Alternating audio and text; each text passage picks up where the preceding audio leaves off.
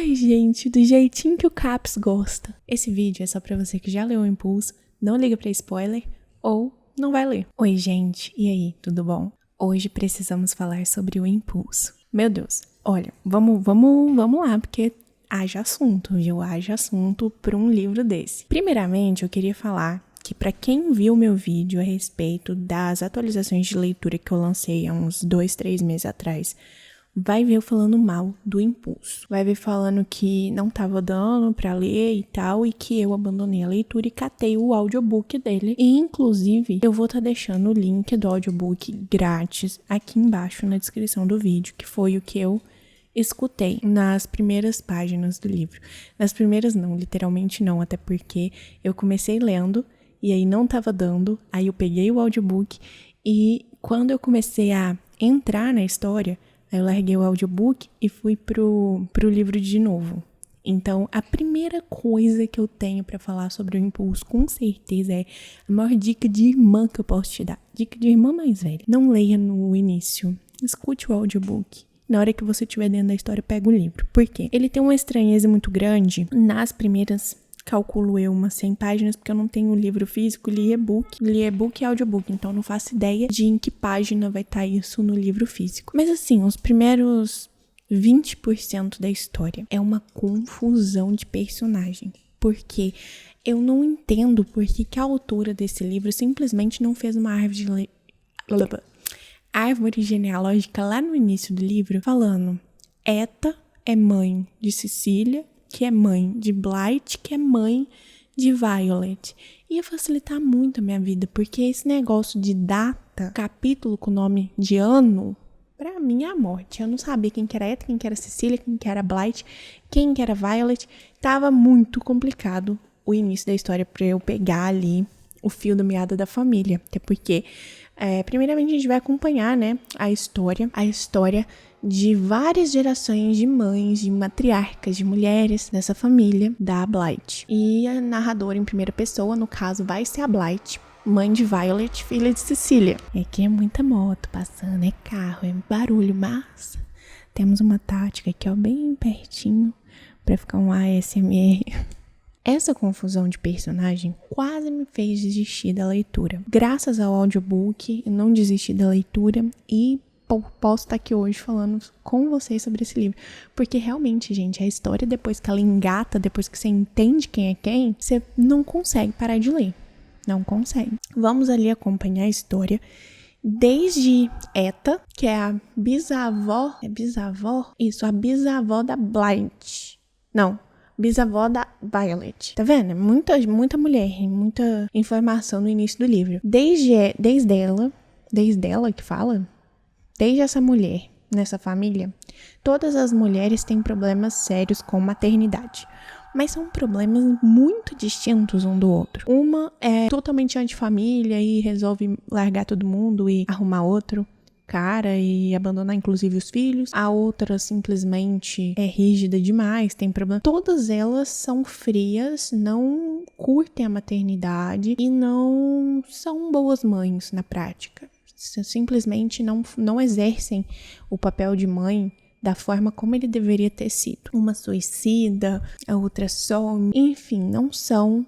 É uma família inteira com históricos trágicos de maternidade. Daí eu consegui entender uma coisa, captar uma coisa. A Blight, que é a protagonista, né, a narradora em primeira pessoa, ela não tem um bom exemplo de mãe. A mãe dela não tinha um bom exemplo de mãe. A mãe da mãe também não tinha. Ninguém tinha. Quando ela resolve ser mãe, é mais para satisfazer um desejo do marido. Mas a gente percebe ali nela que ela tem o intuito de fazer diferente. Ela tem a vontade de ser uma melhor mãe do que ela teve, né, do que a mãe dela foi. Só que a gravidez é bem complicada, a gravidez da Violet. Desde quando a Violet tá na barriga dela, praticamente ela não cria esse vínculo com a filha novamente. A família inteira não criou, ela não é a única. Como a história vai e vem, você nota que isso pode ser, assim, um karma de família, um problema de família. Não sei bem se karma ou se um problema da família, com a maternidade. Mas, de qualquer forma, não era o desejo dela, o desejo dela era fazer diferente. E a gente não vê ela conseguir fazer isso. Não consegue ser diferente. Logo que a Violet nasce, ela tem ali... Pra mim foi muito marcante, na hora que ela fala que a menina chorava, e ela aumentava o volume do fone pra não ouvir a menina chorando, porque ela não aguentava mais a criança chorando. E ela sabia que o marido chegava tal hora, então olhava no relógio, não era perto de tal hora ainda, ela nem ia dar mamar pra filha e deixava ela se esgoelar lá no quarto enquanto ela escrevia. Ela é uma escritora. Você vê assim, no começo eu pensava, nossa, mas que mãe desnaturada, que horror, que não é pra ser assim e tal. Só que tem um porém. Quando a Violet começa a crescer, né, pra quem já leu, vai entender o que eu tô falando, ela começa a dar sinais, pequenos sinais ali, de que ela não é uma criança 100% normal. Ela começa a apresentar alguns traços de uma personalidade diferente. A Blythe até começa a pesquisar algum distúrbio de personalidade. Até que ponto a gente acredita na narradora em primeira pessoa, né? Começa daí.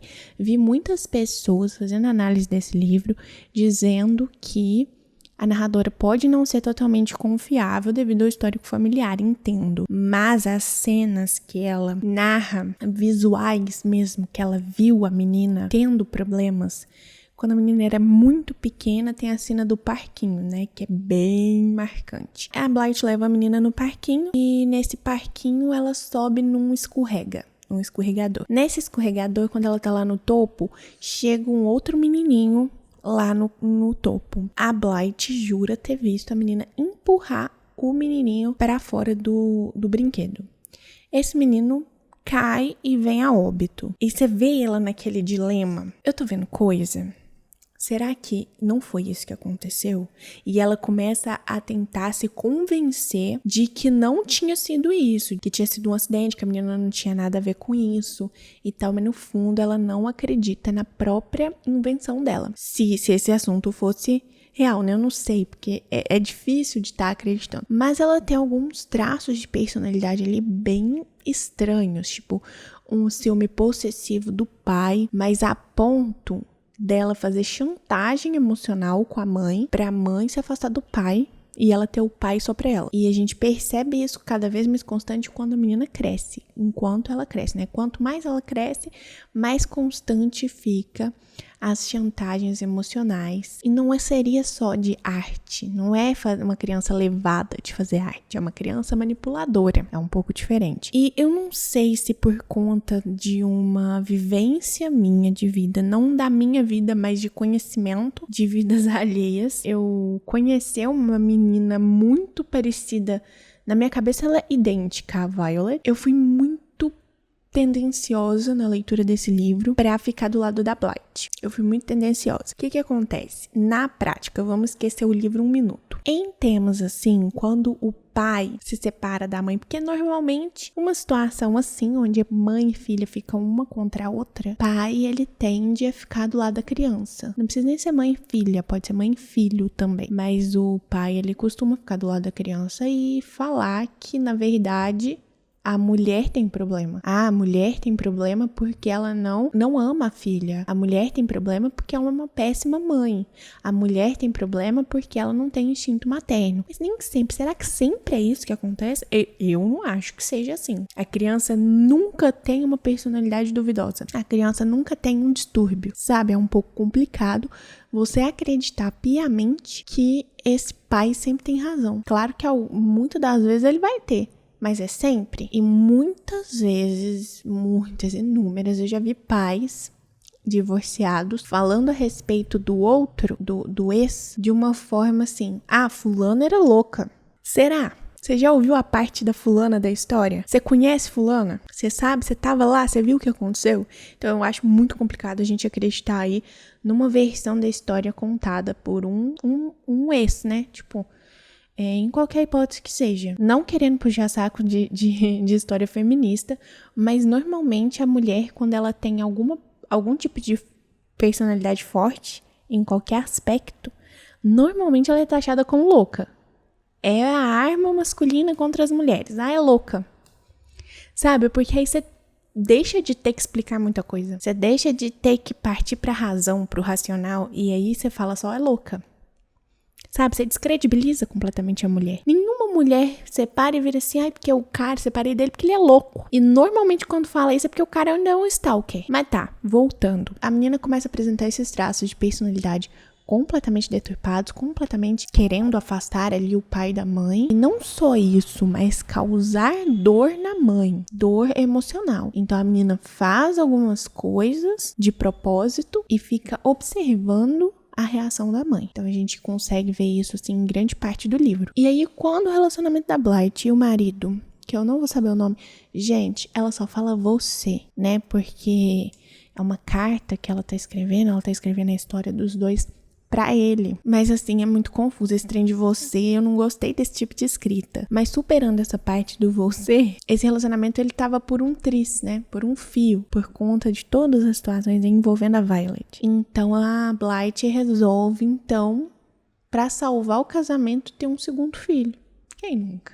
Ela resolve ter um segundo filho. E ela começa, então, a seguir algumas mães pela cidade, a ver mães em galeria de arte, em cafés, em escolas, com os filhos, e almejar ter algo semelhante, um vínculo semelhante com uma criança, que ela não conseguia construir com a Violet. Então, ela sonha com essa maternidade. Aí é completamente diferente.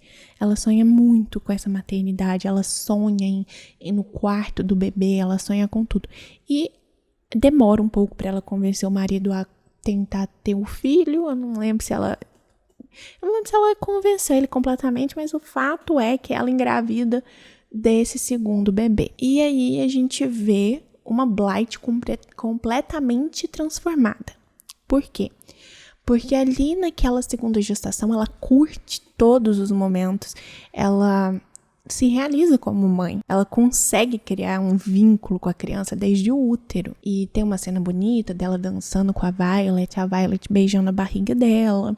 Então, assim, parece que as coisas estão voltando pro eixo, sabe? A menina fica mais mansa, fica tudo muito mais fácil e o marido também começa a ver ela com outros olhos, ver ela como mãe dos filhos dele, ver ela como esposa, e isso muda um pouco a relação dos dois, melhora a relação dos dois e realmente por um tempo dá certo. Eu vou até pesquisar aqui o nome desse marido pra eu não ficar falando o marido, porque aí daqui a pouco eu vou estar falando o ex-marido, mas espera aí. O bendito chama Fox. Fox é o marido. O Fox começa a olhar ela com outros olhos, começa a ficar tudo melhor.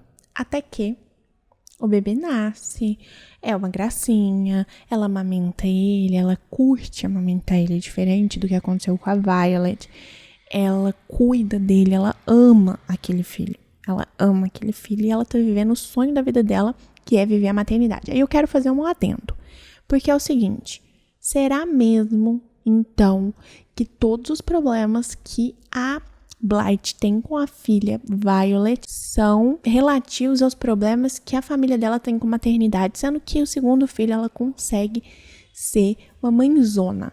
Uma mãezona. Então, será que realmente o distúrbio é dela e não da filha? Que é minha indagação. Eu quero abrir um segundo adendo. No início da vida da Violet, bem quando ela nasce, assim, a mãe já não conecta com ela. Então, será que a personalidade da menina, até que ponto a personalidade da menina pode ter sido deturpada, pode ter sido moldada por uma não aceitação da mãe? Joguei assim no ar, eu saí correndo. Bom, vamos lá. Então, Sam é o bebezinho. O Sam tá no carrinho, no berço, mamando e ela tá adorando. De repente, eles resolvem sair num dia tranquilo para tomar um café. E na esquina, eles pegam café e saindo do café, na esquina, esperando o semáforo abrir, a Violet meio que esbarra na mão da Blythe, que estava segurando o copo de café. O copo entorna, queima a pele dela. E ela que estava segurando o carrinho tem o instinto de tirar a mão do carrinho e olhar a queimadura. Nisso, o carrinho começa a rodar, porque era um morro. A Blythe jura que viu a mãozinha da Violet com uma luva rosa empurrando o carrinho quando ela soltou. E esse carrinho atravessa a avenida, bate no outro meio-fio, capota e o bebê morre. E aí o mundo vem abaixo. Porque desde esse momento, a Blythe começa a acusar a filha de ter matado o irmão. Ponto. Isso é um fato do livro. Ela chega a falar no hospital, ela chega a falar na delegacia, ninguém dá ouvido a ela e fica como um acidente para todos os efeitos. Ali pra frente, o casamento de Xander, ela se divorcia do Fox, é porque ele tá tendo um caso com uma mulher do trabalho. Ela descobre esse caso depois da morte do filho, eles acabam terminando. Quando eles estão para divorciar, ele chega nela e fala: eu quero guarda compartilhada da Violet, né? E ela só consegue entender como um recado. Você vai ter que ficar com ela também. Porque como a menina era muito mais próxima do pai e detestava a mãe em todos os aspectos, eu até achava que... E o pai super protetor, o pai querendo a menina sempre por perto, não querendo abrir mão, eu achava que ele ia pedir a guarda da criança. Mas ele falou, vamos ter guarda compartilhada. Então aí já mostra um pouco que o pai tá entendendo. Um pouquinho do que tá acontecendo, apesar de não estar admitindo. Que ele meio tratou como um castigo ali. Aquela mulher ter que ter guarda compartilhada da filha.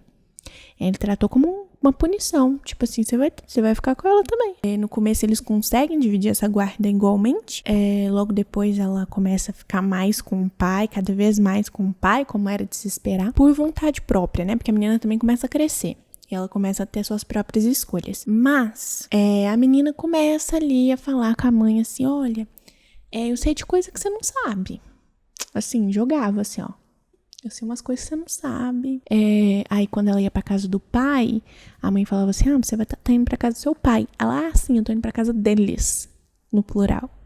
E fazendo questão de falar e tal. E aí ela descobre, a Blythe descobre que o Fox foi morar com a amante. Ele foi morar com a amante, assumiu a amante e tudo. E como a Violet, ela percebe que isso causa dor na mãe.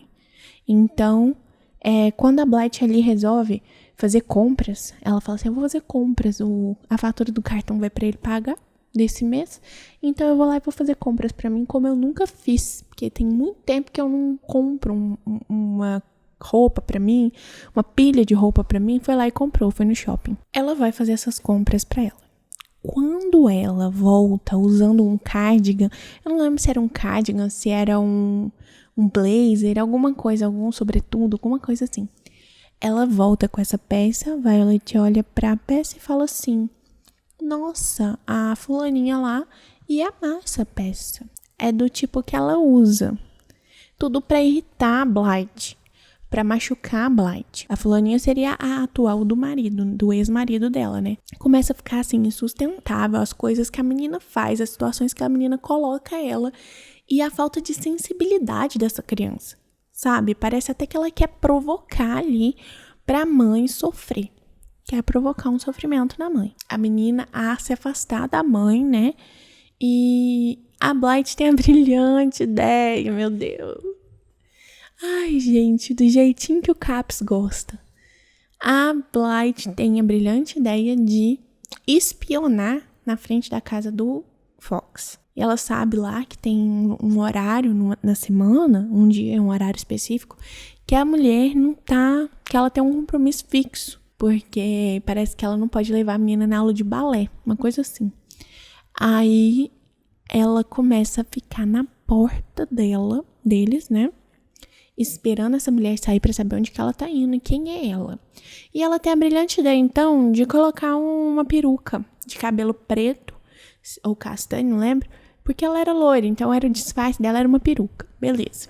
Ela começa a seguir essa mulher, acha um lugar que ela tá indo, uma livraria, mas já tá fora do horário de funcionamento, tá cheio de gente lá dentro, ela entra. No que ela entra nessa livraria, ela pergunta, então, pra atendente lá, o que tá rolando lá naquele lugar, o que é que tá acontecendo.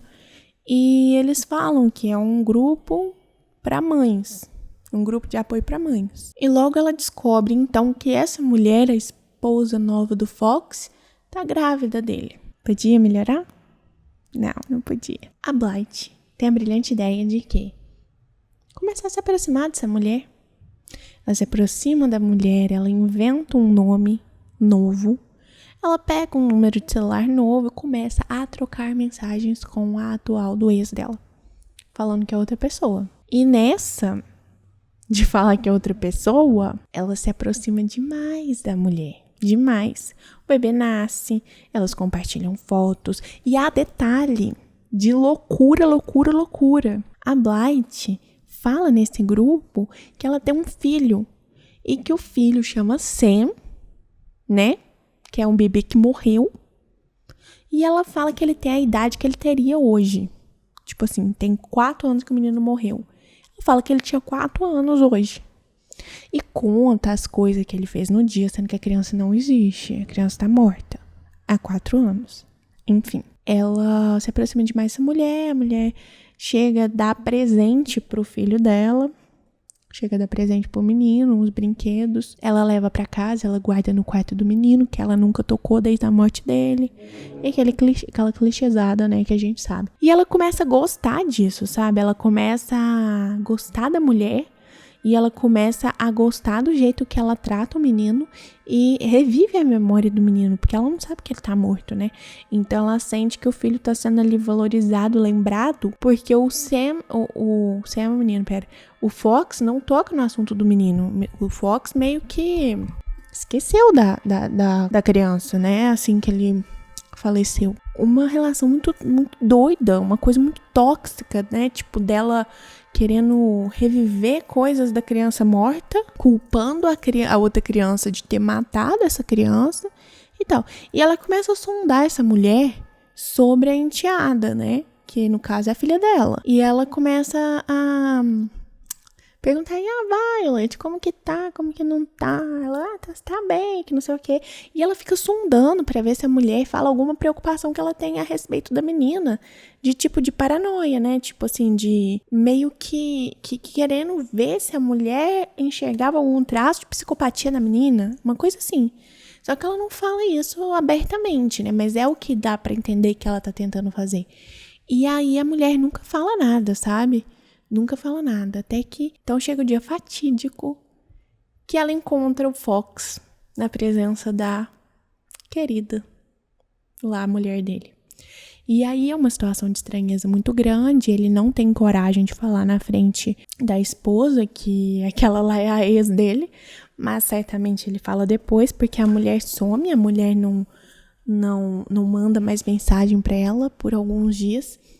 E ela começa a perceber, então, que ela era muito solitária, porque a única amiga dela estava sendo essa mulher e ela estava preenchendo os dias dela, né? Então é muito louco aí, porque realmente ela sente saudades dessa amiga. Até que um dia essa mulher, essa atual do ex-marido dela, essa atual do Fox, resolve mandar uma mensagem para ela e perguntando se ela quer ir num café aleatório da cidade. E ela vai. Quando ela chega, a mulher não fala nada. Ela dá uma oportunidade, na realidade, para ela se explicar. E ela se explica, né? E parece que eu acho que a mulher pergunta o que aconteceu com o Sam. E a mulher fala, eu sinto muito de você ter perdido seu filho, eu não sabia. O Fox sempre falou que ele tinha perdido o filho, mas nunca me explicou o que aconteceu. Ela vai e explica o que aconteceu do jeito dela. Ela explica que a Violet empurrou o carrinho e que ela matou o filho dela. E que ela tinha muito receio que acontecesse algo semelhante com o menino que ela teve com o Fox, né? Porque, querendo ou não, a Violet morava na mesma casa que ele. Então ela tinha muito medo que isso acontecesse com a criança dela também. E a mulher simplesmente surta e levanta e vai embora e fala que ela é louca, que ela tá culpando a Violet, sendo que a Violet é um amor de criança, não tem cabimento isso, que a menina nunca faria uma coisa dessa e que, na verdade, ela não quis aceitar o fato de que foi um descuido dela que fez a criança morrer. Até que um dia, então, que ela já nem tinha mais contato, então, com essa fulana, a Violet vai numa excursão da escola e ela é chamada pela escola pra ir junto, porque tinha que ir um dos pais dos amiguinhos, e ela repara que a menina é completamente excluída do resto da turma. Que quando criança, ela fazia medo, ela impunha medo em todo mundo, ela ameaçava os coleguinhas, e ela reinava. Mas ali com 12 anos, ela já não era mais a bambambam da turma e ela ficava bem excluída na realidade. Então ninguém era amigo dela. E ela começa a ter dó da menina. Até que a menina então resolve fugir da fazendinha onde eles foram visitar. E aí alarma todo mundo e põe a busca atrás da menina e papapá, até que o celular da Blight toca e a fulana, a madraça da menina, falando que um caminhoneiro ligou pra ela no quilômetro tal da rodovia tal, que a menina tava lá. E beleza, todo mundo cancelou as buscas e foram lá buscar a menina. Aí ela volta com a menina pra casa e o Fox com a fulana lá vem pegar a menina pra levar embora. E quando o carro tá do outro lado da rua assim, a menina tá dentro do carro já, e o carro tá indo embora, a menina fala com a boca. E ela fala de novo? Ela. Sem sair som. Basicamente, ela tava falando, eu empurrei ele.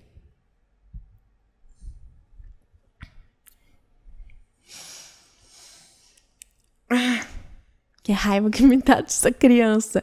E o pior é que eu conheço uma criança igual. Gente do céu, só não enxerga quem não quer ver. Então a menina confirma que ela empurrou o irmão. Ela matou o irmão. Então assim, quando a mãe tava a ponto de ficar louca, que a mãe começou a ter dó dela pela primeira vez na vida, por causa da situação dela na escolinha, ela assume a culpa da morte do menino. Quem avisa, amigo, é.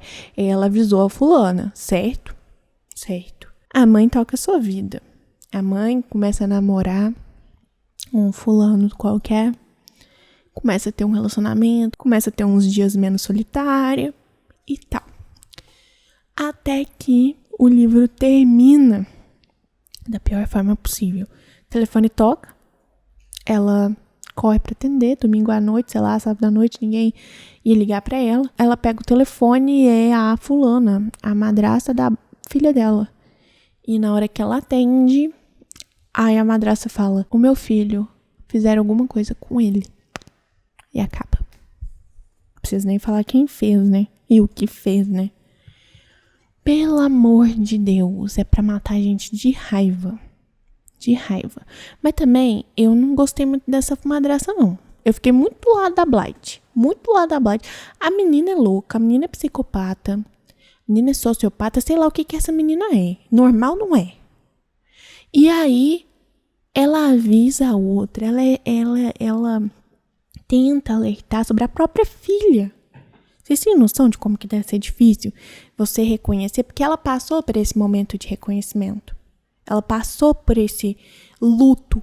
Ela passou por essa fase de não querer acreditar que fosse a criança.